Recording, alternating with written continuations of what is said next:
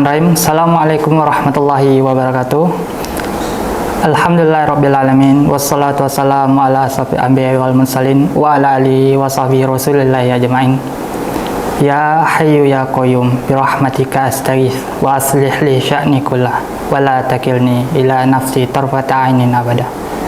Sobat muda dimanapun berada, tak terasa kita udah masuk di penghujung Ramadan, di sepertiga terakhir Ramadan. Ibadah-ibadah kita di bulan Ramadan ini, yang mana ini belum tentu jadi kedepannya kita bisa berjumpa lagi dengan Ramadan. Jadi kita juga tidak bisa menjamin apakah besok hari kita akan bertemu lagi di bulan Ramadan, ataupun nanti malam apa bisa kita jamin diri kita bisa bertemu di bulan Ramadan. Maka dari itu kita antisipasi ini agar di kemudian hari kita tidak menyesal di hari akhir. Makanya di dalam Al-Quran Allah sebut hari-hari akhir itu dengan banyak-banyak nama. Yang salah satunya adalah hari penyesalan atau disebut dengan Yaumul Hasrah. Nah, jadi setiap orang, baik itu dari golongan orang-orang kafir maupun orang-orang yang taat beribadah, itu akan menyesal. Menyesalnya kenapa? Orang-orang kafir itu jelas menyesal karena tidak beriman kepada Allah Azza wa Jalla. Dan orang-orang yang taat juga akan menyesal. Kenapa? Karena taatnya tidak maksimal, kurang dalam ketaatan. Itu akan jadi penyesalan di hari akhir kelak. Pada kajian kali ini kita akan membahas tentang 4 tips agar tidak menyesal di hari akhir. Nah, tips pertama adalah jangan menunda-nunda kebaikan. Jika sudah terbesit dalam hati kita atau kita nampak peluang untuk melakukan kebaikan, maka segera melakukannya. Sudah ada niat, maka lakukan. Jangan ditunda-tunda lagi. Itu adalah tips yang pertama. Nah, tips yang kedua, ini kita niatkan segala perbuatan yang duniawi hanya mengharap ridha Allah Azza wa Jalla, hanya mengharap wajah Allah Azza wa Jalla, hanya mengharap pahala dari Allah Azza wa Jalla. Nah, misal perbuatan duniawi, banyak hal yang bisa kita lakukan mengharap ridha Allah.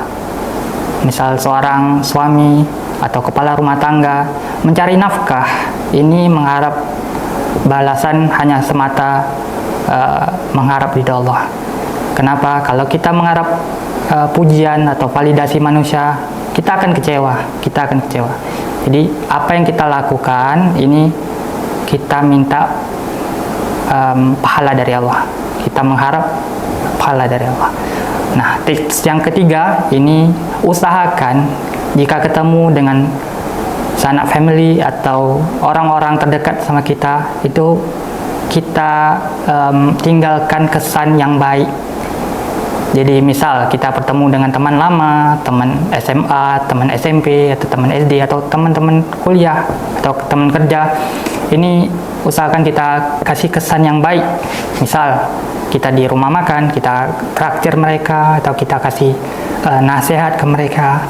Itu akan membuat kita di kemudian hari akan dikenang, dan kita ya akan mendapat ridha dari Allah Azza wa Jalla.